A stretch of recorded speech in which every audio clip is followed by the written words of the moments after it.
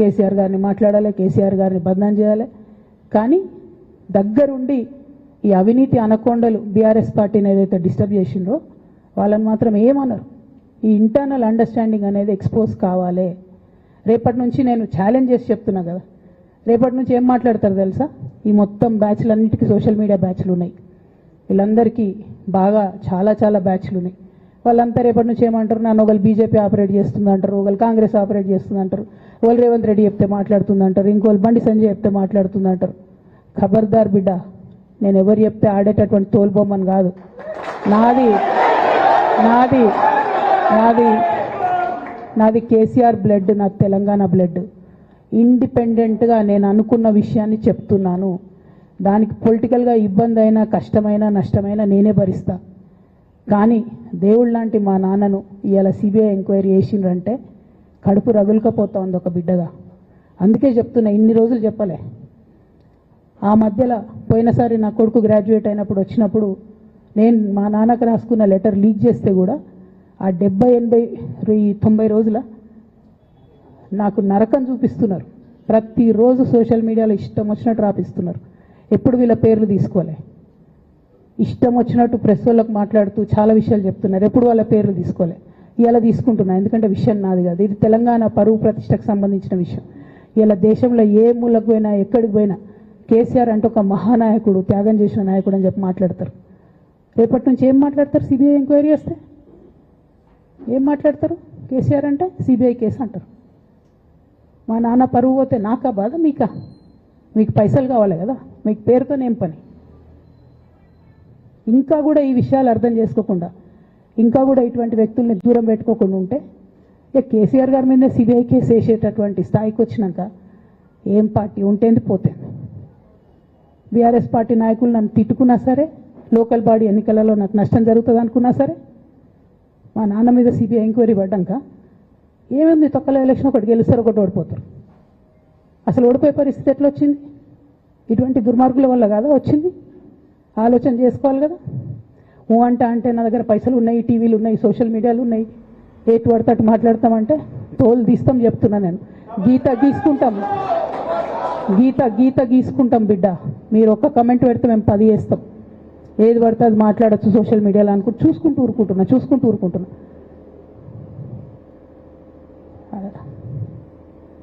పెద్దసారి దగ్గరకు వచ్చినాక ఇక కాంప్రమైజ్ అయ్యేది ఏం లేదు. ఘోష్ కమిషన్ వేసిన రోజే నేను చెప్పిన, ఎందుకు రియాక్ట్ కాలేదు పార్టీ అని అడిగిన ఆ రోజునే. నిన్న సిబిఐ ఎంక్వైరీ వేస్తున్నా అని రేవంత్ రెడ్డి గారు అసెంబ్లీలో చెప్తే తెలంగాణ బంద్ ఖాళీ వద్దా, బగ్గుమనొద్దా తెలంగాణ? ఎట్లా మాట్లాడతారు? నిజంగానే మనిషి అవినీతి అయితే, నిజంగానే మనిషి డబ్బులు తినోడైతే వేరు మాట. ఆయనకు తిండి మీద కూడా ధ్యాస ఉండదా బాబు? తెలంగాణ అదే పిచ్చి. అట్లాంటి మనిషిని పట్టుకొని ఇవాళ ఏది పడితే అది మాట్లాడితే కూడా రియాక్ట్ కాకపోవడం చాలా దారుణం, చాలా దారుణం. నేను దీన్ని తీవ్రంగా ఖండిస్తున్నా. At the same time Congress government P C Ghosh commission వేసిండ్రు. రెండేళ్ల నుంచి టైంపాస్ చేస్తారు. ఆ కమిషన్ రిపోర్ట్ వచ్చింది. ఆ రిపోర్ట్ నిన్న అసెంబ్లీలో పెట్టిండ్రు. ఇంకా దానికి ఏమిట్లకేం లేదు, దాంట్లోకి ఏం చర్యలు తీసుకుంటారో చెప్పారు, ఏం చేస్తారో చెప్పారు. తక్కువ మంది సిబిఐకి ఇచ్చేస్తారు. అంటే ఇది ప్రీ ప్లాన్డ్, ప్రీ మెడిటేటెడ్, ఖచ్చితంగా కేసీఆర్ గారి ప్రతిష్ట దెబ్బతీయాలనేటటువంటి ప్రీ మెడిటేటెడ్ అటాక్ తప్పితే ఇంకోటి కాదు. ఇన్ని ఏజెన్సీస్ ఉన్నాయి రాష్ట్ర ప్రభుత్వంలో. మీ ఏసీబీకే దొరికింది కదా ఇదే కాళేశ్వరంలో అవినీతి తిమంగళాలు. ఏమైంది అది? ఏమైంది ఆ రిపోర్ట్? ఏమైంది? వాళ్ళ మీద చర్యలు ఏమైనాయి? దాని కంక్లూజన్ ఏంది? ఒక్క చిన్న ఎంక్వైరీ కూడా ఇప్పటివరకు కంక్లూడ్ చేయలేదు కాంగ్రెస్ గవర్నమెంట్. ప్రచారం ఎక్కువ, పని తక్కువ. ఎప్పుడైనా మీ తప్పిదాలు బయటపడుతున్నాయి అనుకుంటే, ఎప్పుడన్నా ప్రజలు తిరగబడతారు అనుకుంటే వెంటనే ఒక రిపోర్ట్ వేయాలి, వెంటనే కేసీఆర్ మీద ఒక ఆరోపణ చేయాలి. ఇప్పటికి కూడా రేవంత్ రెడ్డి గారికి కేసీఆర్ గారి పేరు చెప్పుకోకపోతే ఆయన ఫోటో కూడా పేపర్లో వేరేమో అని భయం పాపం. అందుకని ఆయన రోజు పొద్దుగాలేస్తే కేసీఆర్ని తిట్టుడే తప్పితే ఇంతవరకు కూడా వేరే ఆలోచన చేయడం లేదు.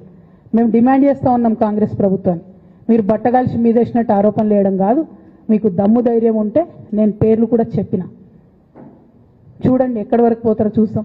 మీకు అండర్స్టాండింగ్ లేకపోతే మీకు అండర్స్టాండింగ్ పెట్టుకొని కేసీఆర్ గారిని టార్గెట్ చేయడం ఇది పొలిటికల్గా కరెక్ట్ కాదు. మన రాష్ట్రంలో ఇటువంటి వాతావరణం ఇదివరకు లేకుండే రేపు పొద్దున కూడా ఉండొద్దని చెప్పి నేను కోరుతాను. కాంగ్రెస్ ప్రభుత్వం కేవలం కాళేశ్వరం విషయమే కాదు, బీసీల విషయంలో ఎంతగా మోసం చేస్తున్నారు. ఫస్ట్ ఏమో బిల్లు పెడతారు, మేమందరం లొల్లి పెడితే టైంపాస్ చేసి 1.5 year తర్వాత బిల్లు పెట్టిరు. బిల్లు పెడితే కనీసం గవర్నర్ దగ్గర పోరు, కనీసం రాష్ట్రపతి దగ్గర పోరు, ప్రధానమంత్రి దగ్గర పోరు. గవర్నర్ పెండింగ్ పెట్టుకుంటే ఎందుకు సుప్రీంకోర్టు కోతలేరు? ఇంకా కూడా మళ్ళీ ఛాలెంజ్ చేసి అడుగుతా ఉన్నాను నేను, ఎందుకు సుప్రీంకోర్టు కోతలేరు? మీరు September 30 లోపల ఎన్నికలు చేస్తామని చెప్పిండ్రు. September 30 లోపల సుప్రీంకోర్టుకు పోండి. డీమ్ టు బి అప్రూవ్డ్ అనుకుంటే ఇదే ఎలక్షన్లో బెనిఫిట్ అవుతుంది కదా బీసీలకు. ఆ తర్వాత ఇంకొక ఆర్డినెన్స్ తెచ్చిరు, అది పెండింగ్ ఉంది గవర్నర్ దగ్గర పరిస్థితిలో ఉన్నది. అంతేకాదు మేమందరం ఎంపీలుగా పనిచేసినటువంటి అనుభవం ఉంది. కేసీఆర్ గారు అయితే యూరియా కోసం మమ్మల్ని 6 నెలల ముందు నుండి చేజ్ చేసేవాళ్ళు. మీరందరూ వెళ్ళండి, తీసుకురండి, మంత్రుల్ని కలవండి, యూరియా ముందే తెచ్చుకుందాం, స్టాక్ పెట్టుకుందాం అని చెప్పి.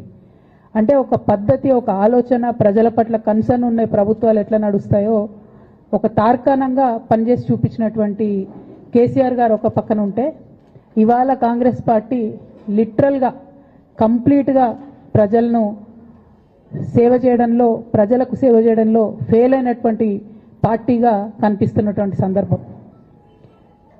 మరి అటువంటి పార్టీ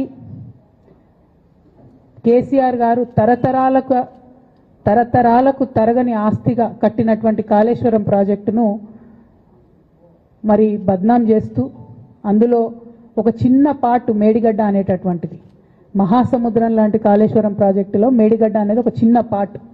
ఆ చిన్న బీసీల విషయమైనా కాళేశ్వరం విషయమైనా చిత్తశుద్ధి లేనటువంటి కాంగ్రెస్ పార్టీని ఖచ్చితంగా మీ వైఖరిని ఎండగడతామని చెప్పి తెలియజేస్తూ, సిబిఐ ఎంక్వైరీ చేసుకున్నా, మీరు ఏ ఎంక్వైరీ చేసుకున్నా కేసీఆర్ గారు మాత్రం కడిగిన ముత్యంలాగా బయటకు వస్తారని మళ్ళొకసారి తెలియజేసుకుంటూ మీ అందరి దగ్గర కూడా నేను సెలవు తీసుకుంటా ఉన్నాను. Thank you. జై తెలంగాణ, జై జాగృతి, జై కేసీఆర్.